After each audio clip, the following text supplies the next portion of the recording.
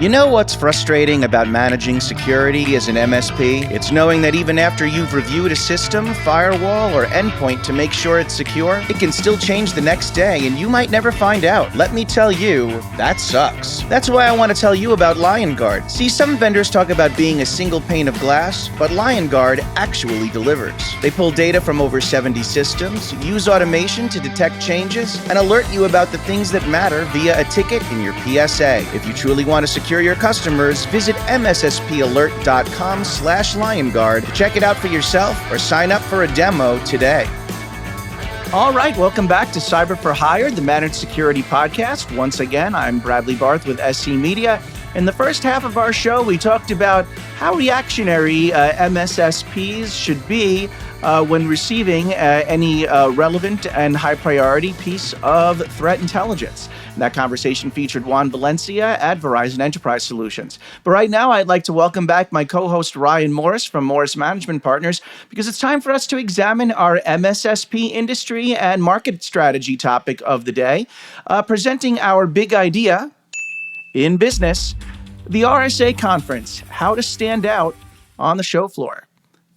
Jugglers, magicians, giveaways, freebies. You can find plenty of commotion and distractions on the show floor at the RSA conference or any major cyber convention for that matter. If you're a managed security service provider trying to sell your wares, it can be a challenge to distinguish yourself amid all the noise and chaos of events like these. This segment will offer tips and recommendations for making your customer impressions more memorable so that you stand out from the rest of your crowd and your marketing message is not lost in the blur. At the same time, we'll also examine what questions that savvy MSSP leaders should be and likely will be asking on the show floor as they hunt for the right vendor partner. So, as always, Ryan, let's jump right into the heart of the matter. When you first walk into that show floor, there are a lot of companies that are trying to make big, bold, visual first impressions, or they give out swag and tchotchkes. They do demonstrations. They have mascots, huge signage.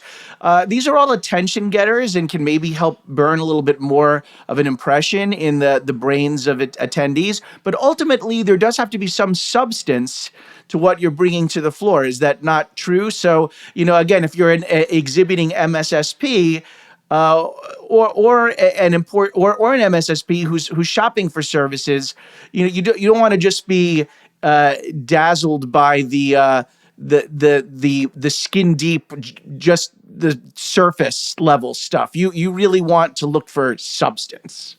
I would agree with that, and it is more difficult than it's ever been, right? I remember the very first time I went to one of these very big conferences in the industry as a young kid, kind of coming into the industry. I was dumbfounded by the amount of money that was spent for a single 3-day event, but I was also completely mesmerized by how aggressively and how like B2C type messaging we would see in those kinds of environments. In fact, my very first day at my very first show, I was there with a vendor. We were exhibiting, and we were all assigned a time, and I showed up personally 30 minutes late for my booth shift at the exhibit that we were doing. It's not because I wasn't on-prem in time. It's that I literally got lost in the exhibit hall and I couldn't find our freaking logo anywhere on the floor. What it says to me is these shows are still a very effective and efficient way to centralize an audience, to aggregate interaction, and to get very fast through to the decision makers and the kinds of conversations that will turn into business decisions. That it said, you need skills, right? You need skills on how to exhibit and sell your stuff. You need skills on how to attend and actually draw this stuff out. If I'm looking at it from the exhibitor's point of view, I will start with 3 things. And these are absolutely killer lessons that we've learned the hard way over the years. Number 1, make sure every human who is in your exhibit actually knows what the heck we want to accomplish, right? Just to show up, have a conversation, and say something inane like, hey, you guys having a good event? Well, what cool stuff have you seen out here? A, why am I paying for an airplane ticket to bring that person to the event? And B, what impression did I give to the person across the aisle? We need to go in with a strategy that says, this is our message out. This is our call to action that we want to get back from the audience. Every human that's ever going to set foot in that booth needs to be schooled and tested that they can deliver the message and ask for the call to action. That is absolutely the first thing. The second thing that I would say is stories sell. Right? Your product is not what is interesting to people. Quite frankly, there is no way in a modern technology world that anybody is going to see your booth, read your brochure, listen to your pitch, and go, that was such a good idea. I'm totally going to discontinue the tool I use in my stack, and I'm going to download your stuff today. That absolutely won't happen. What will happen is for people to feel the human connection. Stories are the most effective way to get that across. And you need to have, while we are protecting the innocent in most situations, and we don't want to give away client names or specific vendor names when we're talking about bad stuff that's been happening out there in the world, be careful, but be human, right? Like we heard it just earlier when we were talking to Juan. A real company with a real location had an actual scenario, and there was a dollar figure attached to a bad decision that was made. There's a way to tell a story that brings out the need for your product. And if somebody actually says, you're right, I hadn't thought about solving that problem. Can you tell me more about how to solve it? Then you might eventually get into your messaging. But the very best stories we have ever seen at one of these conferences have absolutely nothing to do with the product that you are selling. It is the problem you are solving. And that's what should be on your billboard. That's what should be in the signage. If you have a demo going on, it's not point and click and use your software. It is, as you always talk about, it's about tabletop exercises. Here's a scenario. How will you solve this scenario? I legitimately don't know how to solve that. What would you recommend? Here's how we can help, right? That's a very important thing. Final one that I'll give you from an exhibitor's point of view, verticalize as much as possible, right? Like there's so much software, there's so many messages. Everything comes down to the business model of the person that is going to consume your software and the industry context that they work in every day. Whether it's an end user or a partner that's going to be adopting your stuff, when you're communicating about a horizontal, like I can do ransomware, cool. You are the only one on the show floor at RSA who said that they could help me solve the ransomware problem. I am so glad that I found your booth in the middle of the hall. No, right? Everybody's talking horizontally. You need to talk vertically. Solutions for legal services, solutions for financial services, how to address the AI problem in DevSecOps when you're talking to software companies, right? Be vertical about the audience, and people might actually go, ooh, that sounds like me. I'd like to hear more about what you can do for me. Horizontal product-based messages. I solve ransomware. Sure you do, champ. Sure you do. Ryan, there's a lot of people flowing in and out of every booth on the show floor. Sometimes FaceTime can be a little limited with prospective clients. They may have a whole agenda of places they want to be able to visit. I love the idea of leading off with a compelling, riveting story to initially capture their attention. Once you do, and let's say they are interested and want to learn more about how to solve the problem, how then do you sort of cram in a meaningful elevator pitch on the show floor in the limited amount of time that you have to really sell across your differentiators? And then maybe because your time is short, what can you maybe also do to reinforce the message later in terms of doing a follow-up or giving out handouts or a giveaway or having some testimonials from some other customers or other ways that they could maybe remember you after the fact?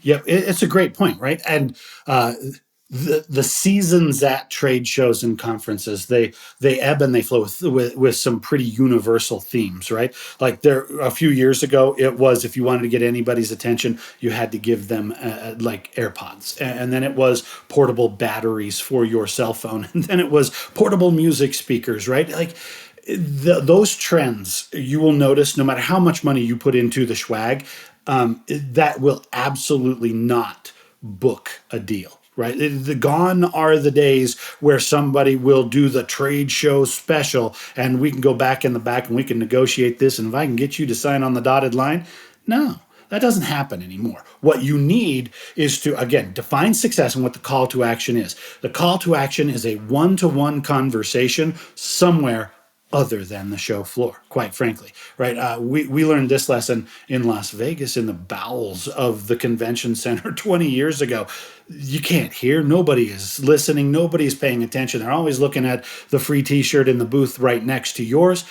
What you need is to get them out of that hall and have a serious conversation. That can be immediately, let's go out and grab a coffee. That can be a little bit later today, let's get back together and I will give you some more information. That could be in 4 days when they're back in their office and things are a little bit less chaotic.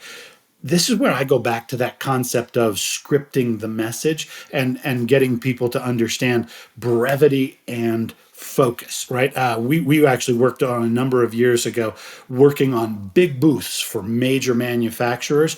And it's, again, shocking amounts of money that gets spent on these exhibits and the booth that has an upstairs and a private meeting room and all of that stuff and $100,000 for pens in a single week. If you don't get an actual conversation with somebody who's legitimately a decision maker, all you did was spend a lot of money on pens. Okay. In order to do this, you got to actually be willing and able to deliver a message and ask for a meeting in response. Again, tchotchkes make our industry go round. It's amazing to me in no small fashion how much you can get a senior executive to do with you in return for like a cool shirt with a logo on it, right? Like that's unfortunately still the way things go. But what's behind that? I think there's a right way to do this. And we actually developed a methodology years ago that we call 4 forces. And if you're curious about that, you can go to my website and learn a little bit more about that. But 4 forces is a structured way of delivering a message that is designed to cut through the clutter and actually get people to go, ooh, wait, that sounds exactly like me. What will you do to help me in that situation? You start by talking about them because that's all they really care about. You move to their relationship with their customer. Then you move to their competitors and talk about threat exposure. And finally, you suggest a solution that you might be able to do. There's a lot more to it than that, but I can give it a very quick explanation there. You need to practice that, drill that, get it to the point where everybody in the booth is not just here talking about the weather and how much fun it is to be back in person. And I actually got on an airplane for the first time since the pandemic. Yeah, cool. Thanks. What are we here to say? Who are we going to say it to? What are we going to ask them in response? And everybody goes with a KPI. Right? Like, let's be as rudimentary as you will have X number of conversations that yield Y number of actual engaged conversations that actually produce Z number of follow-up opportunities. If you don't have those kinds of metrics associated with time on the show floor, everybody's going to go out there and go, man, I worked from 7 in the morning until 2 the next morning. I talked to a gajillion people. Okay, well, how many leads did we get from that and how much actual follow-up? Yeah, I'll get back to you on that. Attending a show as an exhibitor or as a guest, as an actual attendee, being there is not the point. Getting the follow-up conversation is the point. Be vertical, be story-oriented, and quite frankly, let's actually have conversations with people that are associated with business outcomes, not with the feature function of our software. And I know all the engineers that listen to us just got hives when I said, don't talk about your software. That's not what people are here to hear about. They're here to hear about how you can solve a problem. So solve problems and tell stories about problems. Don't talk about software. All right, so Ryan, this next question is going to be a 2-parter, and you're going to see how we're going to so very naturally transition from talking about the exhibiting MSSPs to then the MSSPs who are shopping for vendor partners. So here's my 2-part question. If you're exhibiting, what kinds of questions should you be ready to field or answer on the spot from potential customers? And then if you're shopping for vendor partners as an MSSP or other type of managed service, what should you be asking when shopping for vendor partners on the show floor? Yep. See, so that is a great way to separate it because it helps both of these sides inform the other side of the conversation, right? If I am an exhibitor, what I need to do is to understand the posture of my customers or potential customers according to their budget, their human resources, and their intention for strategy changes this year, right? Are you guys well staffed? Do you have enough humans to get things done? Are you actually investing this year or are you seeing budget reductions? Ironically, by the way, as an asterisk on that, cybersecurity budgets this year in the most recent data that we've seen from the guys over at Gartner just came out recently, and they said from a cybersecurity point of view, something like 85% of customers still intend to spend more next year on cybersecurity than they did last year. That is in spite of the fact that there might be a recession, right? So you need to understand, do you have enough humans? What's your budget posture? And how set is your strategy? Are you just looking for tools to execute? Or are you still at that, I have a problem and I don't know how to solve it? What are your ideas? Okay. There's some qualifying structures that you can get into, and you need to understand, are these people just kicking tires or are they actually here with money, with people to execute, and with the intention of going in a slightly different strategic direction? If any of those things is not true, I'd love to have a conversation with you and discuss the trends of the industry, but that's not a commercial conversation. That's not something that's going to lead to an opportunity. So we need to be pretty specific about that. It is very possible to fill your pipeline in 3 days if you do it well on the show floor as an exhibitor. The other side of your question, everybody's selling, everybody's got a free pen or a t-shirt. I need to be able to get through to the integratability of solutions that I might be considering. Whatever it comes down to from a functional point of view, right? If you are MDR, if you are PSA, if you are actual security alert tools, whether you are targeted at a certain set of architecture or whatever, what the common theme that you will notice across all of that is, does your stuff work with my stuff? Right? If you introduce brand new technology and then you go, yeah, you know what? Not good for that server platform, not compatible with that cloud platform, not something that is actually integratable at an API level with your operating tools at the PSA level. Every new piece of software you introduce to your environment without direct integration exponentially increases the complexity of the solutions that you are operating. Everything begins with the compatibility of the tools we consider with the stack we already have. You've heard me say in the past, don't be a prisoner to standardization and stick with your stack for too long, right? That's still my general advice. Be open to change. This is R&D. We're out there looking for ways to advance the art form and be better at what we do. But everything comes back through the world of, yeah, is this going to be an isolated instance that I will stand up against my customer set that does not integrate with all of my other existing tools?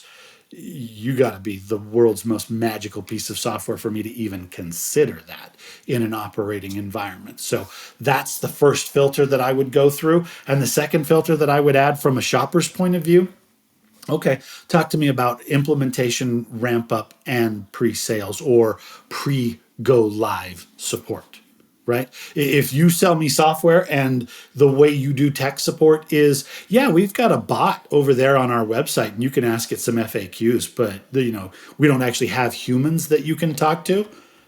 Cool, thanks. You let me know when you guys grow up and join the grown-up world of software vendors. If you don't have a human I can talk to about how I integrate your software, how I can test that POC to make sure I'm actually getting real live results from it, how I might do the cutover and go live with your software in my environment, I need humans, right? Like if you don't have a staff that can support me, then my answer is you guys keep working on your tool. We'll come back around in a little while when you have actual real world implementation capabilities. Yeah. So Ryan, as a quick follow up to that, then with the last minute or two that we have here, just want to ask, what in your mind are the biggest telltale signs that you, as an MSSP shopper on the show floor, are talking to a vendor right now that's basically selling you nothing but fluff and FUD, versus actually making a meaningful case that they can be a valuable addition to your vendor ecosystem? Sort of give me like the biggest telltale sign. You get to either take it from a positive or a negative perspective, that you're dealing with someone who actually knows what they're talking about and could be a good fit for you, versus a vendor that's just basically making a lot of noise on the show floor. Yep. That's a great point, because we do ultimately have to have our BS detectors up and be able to actively filter the messages we receive.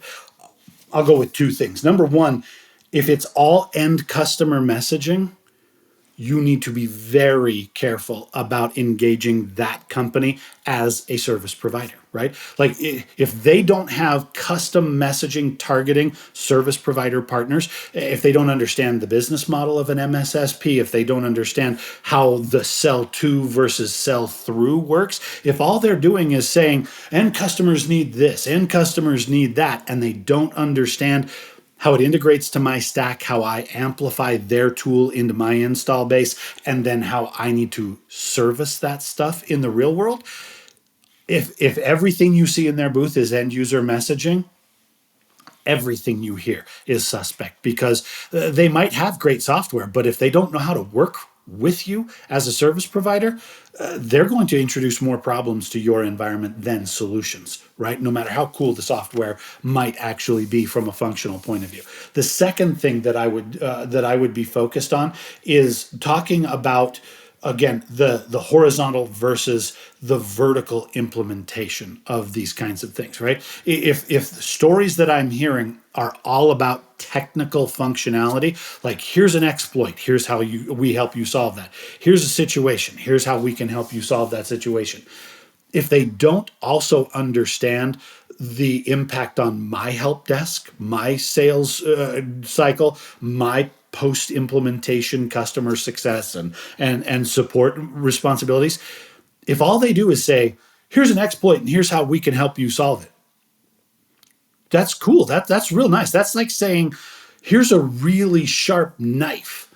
Wouldn't you like to adopt it in your restaurant? That's not what I'm actually paying attention to. I'm focused on, okay, how do I train my chef to use that knife? How does it implement into my kitchen environment? Will it actually accelerate the preparation of food so that I can deliver better outcomes to customers who don't want to sit around for an extra 10 minutes? If they can't talk to you about the implementation in your world, run scared, right? Because again, there is absolutely no shortage of cool software. I think the good news we can take away from RSA, everybody got back on airplanes after the pandemic, and they're going out there, right? That's nice. There is innovation galore. There are literally thousands of new vendors that you and I have never even heard of, and they're bringing good thinking and good engineering into the problems that need to be solved. That's great. The industry is vibrant. I see a ton of really good software. But you know my mantra from the very beginning of this show: software will never solve the problem. It requires the human implementation and delivery of service using software before we can ever get anywhere. So let's be excited about the fact that there's cool stuff out there. Take a great big reusable grocery bag with you and collect all the swag you possibly can carry, but be very keen on your business model and the implementation, because good software will never make you profitable. All right, guys, that's our conversation about the RSA conference. I'm sure you guys have all kinds of stories, the battle stories, the good news, the bad news, the best tchotchke you ever picked up at this conference. We'd love to hear about that and keep this conversation going. So please let us know what your feedback is on how to do conferences effectively. We would love to hear that kind of stuff. Cyber for Hire at cyberriskalliance.com is our inbox, and we would love to keep that conversation going. At this point, we're going to shift into the next part of our conversation. And before we get into our news items, we want to do our segment that we call Dear Cyber for Hire. Now, this is a situation where we get to be the relationship counselor and look at the real world problems and opportunities that exist in the relationships between MSSPs and their end customers. Now, sometimes things go wrong, and so we're always going to anonymize the details so we can protect the innocent. But make no mistake, the situation that we're talking about here is a real world problem, and so we want to get the details from that. Bradley, what do we need to know about relationships in the MSSP space today? All right. Well, I'm going to tell you, Ryan, because we're back with even more juicy MSSP melodrama. And this one comes from the provider side of the relationship. So, fellas, cue the music.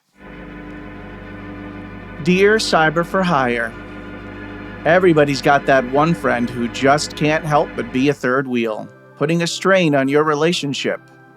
You know who I'm talking about.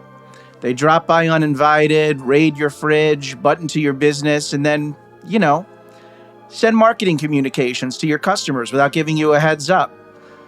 Okay, let me rewind for a moment.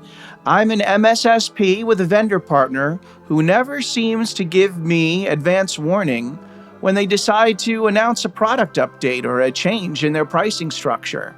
Next thing I know, customers are calling me up asking how these developments affect them or when should they expect to benefit from this latest version.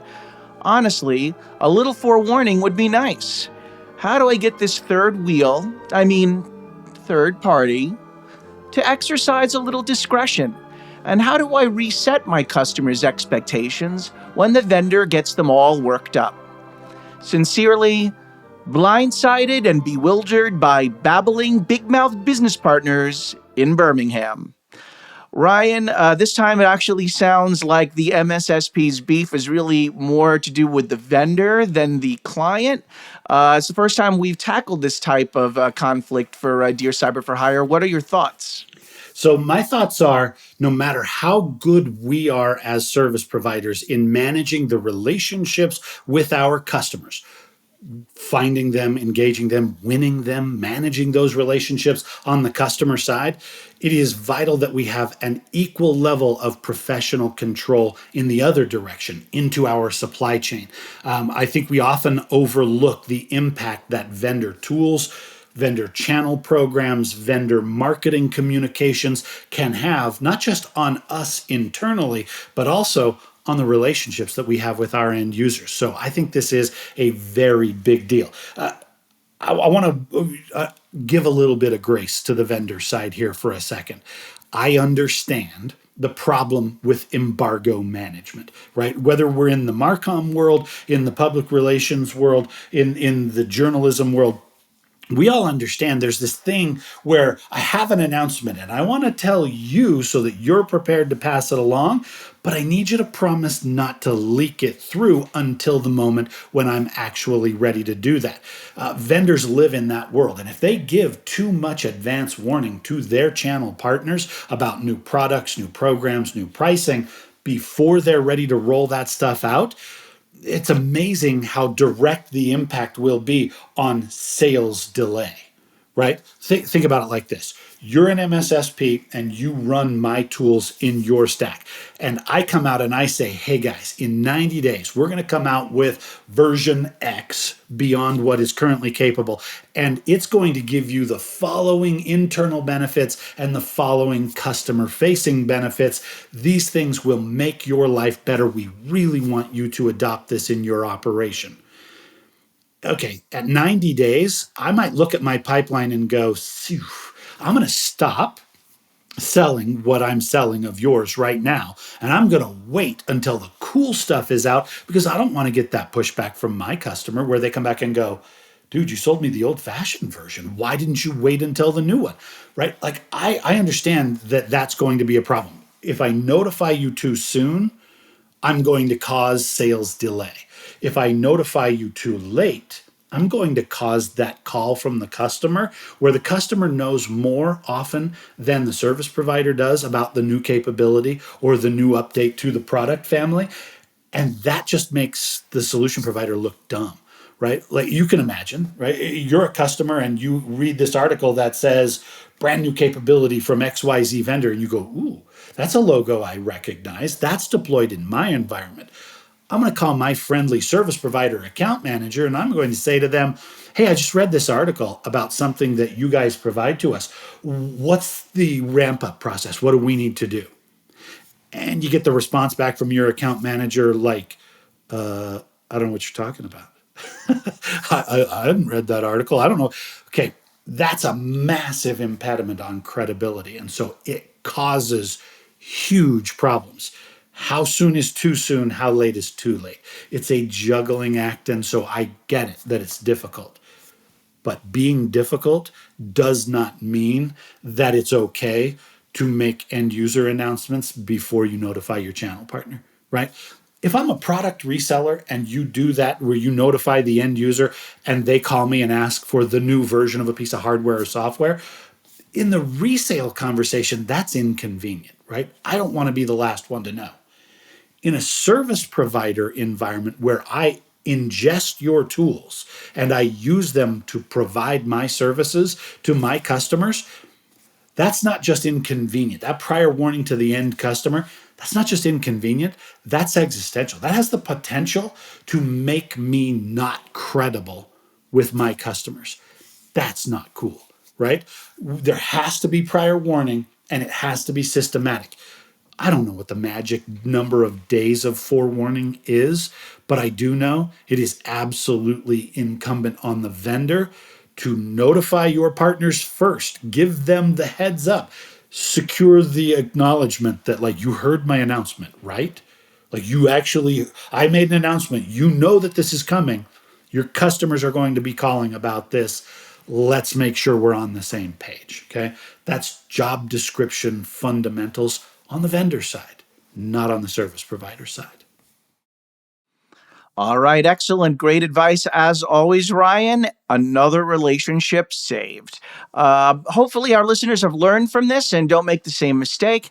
And remember, if you've been struggling with your managed security services relationship, whether you're the user or the provider, we want to hear from you. So please write to us at cyberforhire@cyberriskalliance.com, and we might use your letter in a future episode.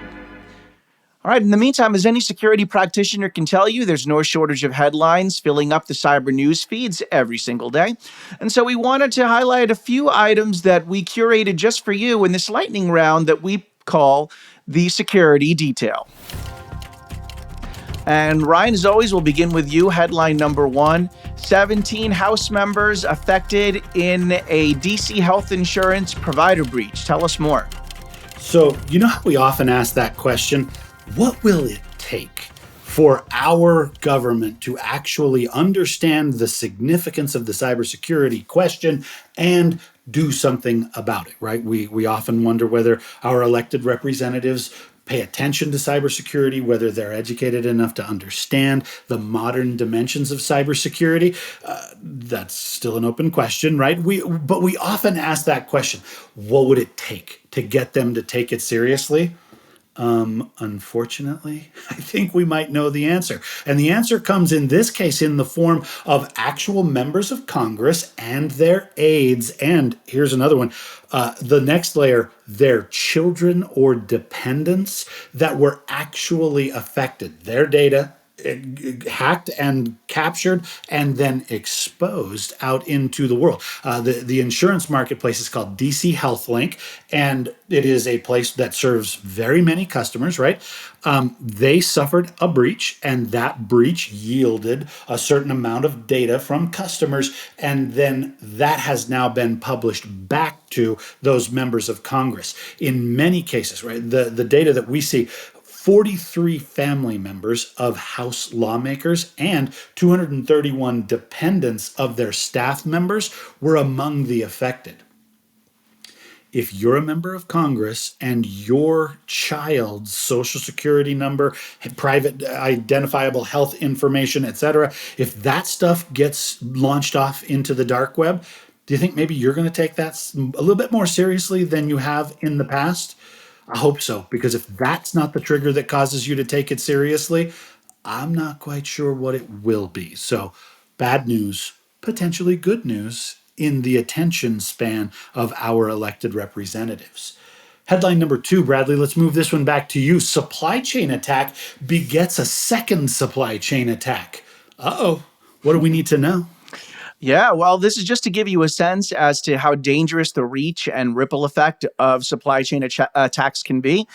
Researchers from Mandiant have reported that they discovered the vector through which malicious actors last month were able to compromise the 3CX Enterprise Business Communications app for desktop machines, such that the network distributed Trojanized versions of the software to customers who downloaded it from the company's website.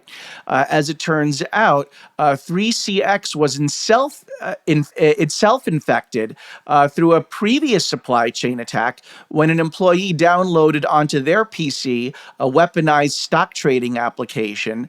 The computer was then infected with a backdoor that allowed the adversaries to steal their company credentials and use them to gain access to move into 3CX's systems and eventually laterally move into its Windows and Mac OS build environments.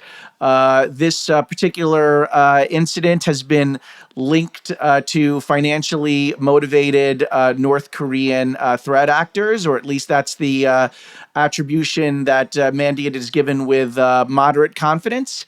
And just a final note on this is just that, Mandiant reports that it's the first time that it's been aware of there being one software supply chain attack directly leading to a second one. And so headline number 3 goes back to you there, Ryan. Georgia National Guard to recruit high school students via phone location tracking.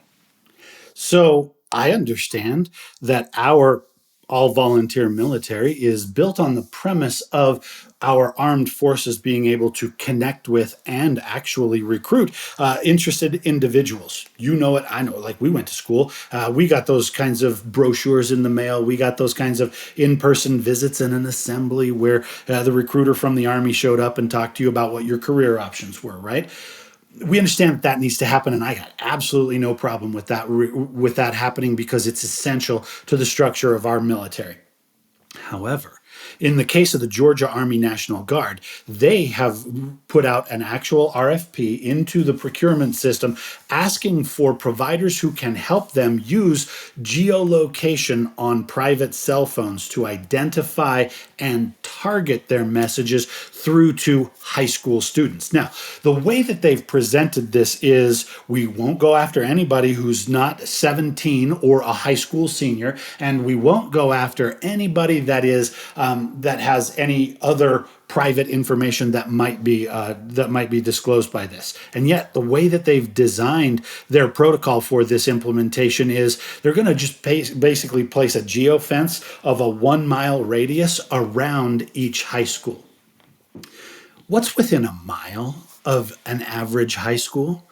I don't know, many cases, a junior high school, an elementary school, a daycare, a public swimming pool, places where people gather. And you know what I know doesn't come with geolocation data when my cell phone enters that fence? Any information about how old I am and whether or not you should target my phone because I happen to be a 17-year-old high school senior, not a 16-year-old high school junior. I get where they're coming from, but this has tremendous problems associated with the privacy and the implications of targeting youth in their recruiting messages. Whether this was the Army National Guard or a for-profit corporation, I think all of us would have some issues with this kind of geo-tracking. and the way that it can be used to reverse engineer the identification of specific individuals based on their behavior, their location, and their timing patterns. So this one, it jumped up to me as a great big red flag that says a service provider might need to reach out via this RFP process and say, I'm not just going to respond and offer you my services. I'm going to help you edit your protocol so that what you're buying is something that does not violate the privacy and security of all the citizens who happen to ever venture within a mile of a high school. Big issue, okay? Headline number 4, Bradley, back to you. iPhone spyware scare highlights dangers of zero-click exploits. What's up? All right. Well, researchers from Citizen Lab and Microsoft found at least 5 people who were hacked via a zero-click exploit that's called End of Days. The exploit leverages backdated iPhone calendar invitations to automatically and silently enter the phone without any user interaction or notification, and then infect the device with spyware from an Israeli surveillance/spyware firm. For a zero-click exploit to take hold, a victim typically must first visit a compromised website or download a weaponized application. But user activity, especially on personal devices, can be especially difficult to track, monitor, and enforce. One expert that spoke with SC Media suggested that companies remind employees within their organizations, or remind, if you're an MSSP, remind your client's organization not to visit any strange websites. For that matter, don't download unapproved applications onto corporate controlled devices. If you think you might be the target of corporate or nation-state espionage, consider tightening security on mobile devices using MDM policies or features like Apple's central lockdown mode. By the way, CTech just reported that the very same Israeli spyware firm behind the exploit and the malware is now closing up shop, with this latest controversy serving as the final straw of sorts that sealed the company's fate. And so with that brings us to, drumroll please, our irrelevant news item of the week. This is a real news pitch that Ryan or I have received in our inboxes for reasons that are entirely inexplicable to us. Are you ready for the latest one of these, Ryan? Always ready. All right. Well, I figured this one would be good for the RSA crowd, actually, since this new attraction just opened up yesterday as of the airing of this episode, and goes a little something like this. Whether you live in San Francisco or are just passing through, come work alongside other digital nomads at our brand new Expensify Lounge in the heart of the financial district. Indulge in fabulous espresso drinks, craft cocktails, and astonishing views. Just show up, sign into Wi-Fi, and concierge will deliver drinks to your seats. Now, first question off the bat, Ryan, is would that be the unprotected public Wi-Fi that we were just talking about? Because if so, that's an uh-oh right there. Well, then it continues. Think of it like a high-end airport lounge meets co-working space. Optimized for like-minded individuals. Coffee in the morning, cocktails at night, or the reverse. No judgment, they say. Now, actually, I might know why I did get this email. My company used to subscribe to Expensify, so I'm not entirely sure if this cafe requires an Expensify membership or not, but the story behind it, apparently from this messaging that I received, is that while Expensify started in San Francisco, they've been hiring remote workers for over a decade, and over time, some of the San Francisco-based workers saw this, and they also began moving elsewhere to get out of the San Francisco market. So to prevent the office space from just becoming a full-on ghost town, Expensify started thinking about how it could make its office location more alluring, and noticing that some of its former San Francisco workers had moved off to all these far-flung locations where they were working out of cafes, they decided, all right, let's make our own high-rise office cafe. So, Ryan, I work from home, but when I did work in an office, I was always a guy who notoriously loved to get outside of my cubicle or my little office. I'd end up doing a working lunch in a restaurant, or I'd find the lounge and work on a sofa. The thing on me was, the intel on me was, if you were looking for me, like the last place to look for me would actually be my normal desk. But, listen, remote work isn't going away. So do you think this is this like the new formula to justify still having an office space, Ryan? Just like inviting strangers into your building for food and drink and other amusements? Like what's next? Like an office space slash bed and breakfast?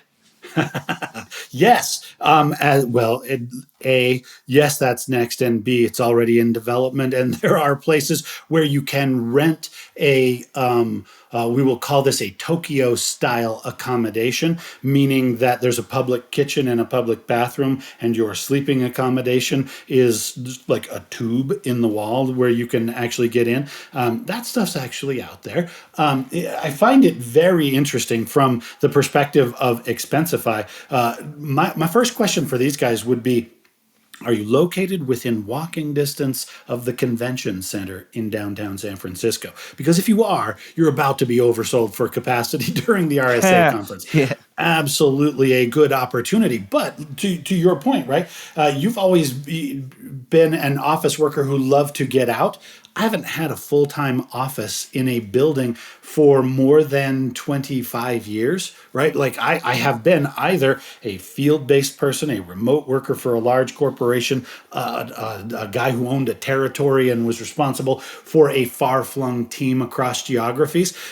I was working in the remote environment long before the pandemic, and I think that the benefits associated with this kind of work have almost nothing to do with that recent phenomenon, right? It's a question of access to good staff, no matter where they live. It's a question of the financially responsible thing to do with your real estate investments on the corporate side. There's many conversations to be had. If they do not make these, I think espresso is going to make it a little bit more interesting. Cocktails will ramp up that interest a little bit more. You know what would really make it an interesting value proposition?